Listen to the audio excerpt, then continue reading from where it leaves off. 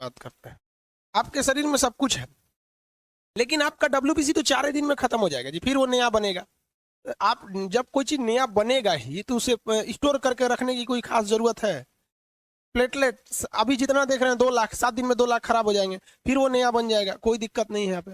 RBC ये थोड़ा सा वैलिडिटी होता है इसका 4 महीना। आरबीसी कितने दिन चलता है? 4 महीने चलता है, 4 दिन बाद ये भी खराब होकर चला जाएगा।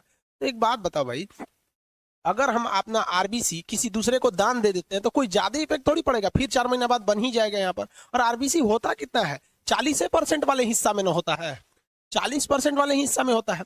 बाकी 60% हिस्सा जो मेन ब्लड का हिस्सा है वो तो प्लाज्मा से है, और प्लाज्मा में क्या चीज होता है? जल होता है।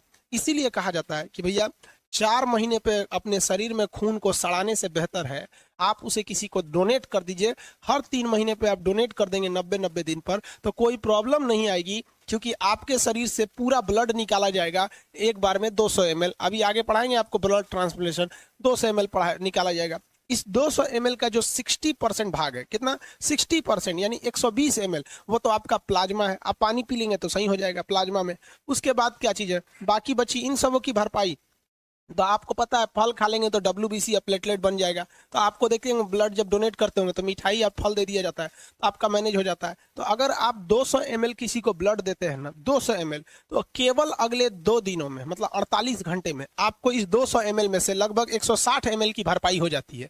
यानी अगर आपने किसी को ब्लड दिया तो मैक्सिमम 1 हफ्ता समझिए आप उस ब्लड की भरपाई कर लेंगे, आपका शरीर उसे बना देगा।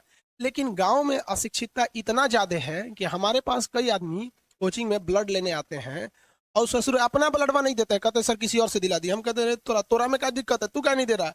ऐसे वाले को भगा देते हैं हम यहाँ से। भाई अपना नहीं दे सकते हैं, दूसरे का लड़का का खून खून नहीं है।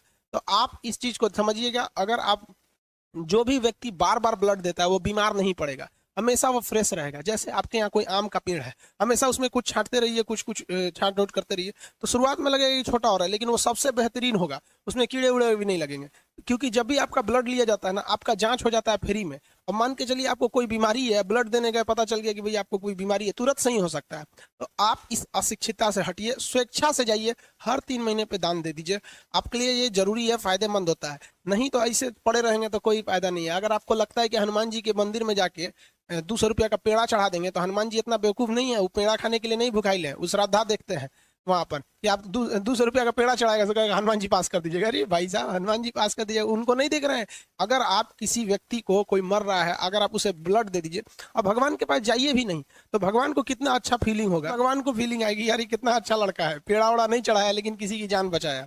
तो आपका ब्लड किसी के काम आ सकता है। आप ये देहाती मेंटेलिटी से निकलिए, इससे कुछ नहीं होता है। देहात छोड़िए ना, आज भी शहर के लोग को लगता है ब्लड दे देंगे तो हमारा जान चल जाएगा। ये बकलोल, उसे देर तो खून चूस जाएगा, तोरा बियाह हो जाएगा तो मेहरारू आके खून चूस जाएगी। उससे अच्छा ब्लड डोनेट कर दो, नहीं रहेगा तो पत्नी भी नहीं चूसेगी, उसको भी पता है इसके पास ब्लड कहाँ है। समझ में आ गया कि नहीं आ गया? इसलिए ब्लड डोनेट करने से कोई लॉस नहीं होता है। आप पानी पी सकते हैं, कोई दिक्कत नहीं आएगा। हो गया?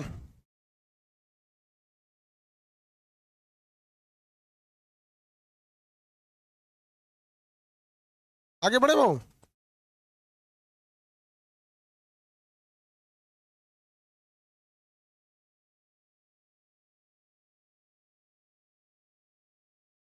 डोनेटेड ब्लड भी खराब हो सकता है, क्यों नहीं खराब हो सकता? लेकिन जब आप डोनेट करते हैं तो इतने मरीज हैं, जो ब्लड बैंक होता है उनका आपस में कनेक्शन होता है, इस ब्लड बैंक से घटा तो उसमें चले जाते हैं, फिर वो ब्लड बैंक में खराब होने की संभावना बहुत कम है। खराब होने से पहले आपकी बॉडी में उसे चढ़ा दिया जाता है, तो कोई खास दिक्कत नहीं आते हैं सब।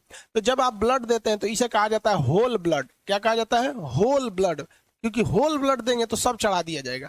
लेकिन कभी कभी किसी को केवल किसी के शरीर में प्लाज्मा है, सब कुछ है, मतलब ये सब की कोई कमी नहीं। जैसे कोरोना के मरीज में प्लाज्मा की जरूरत होती है, तो आपसे क्या किया जाता है? आपसे ब्लड निकाला जाता है, आपका ब्लड निकाल लेगा और उसमें से क्या करेगा, एक मशीन आती है, उसमें गोल गोल घुमाएगा।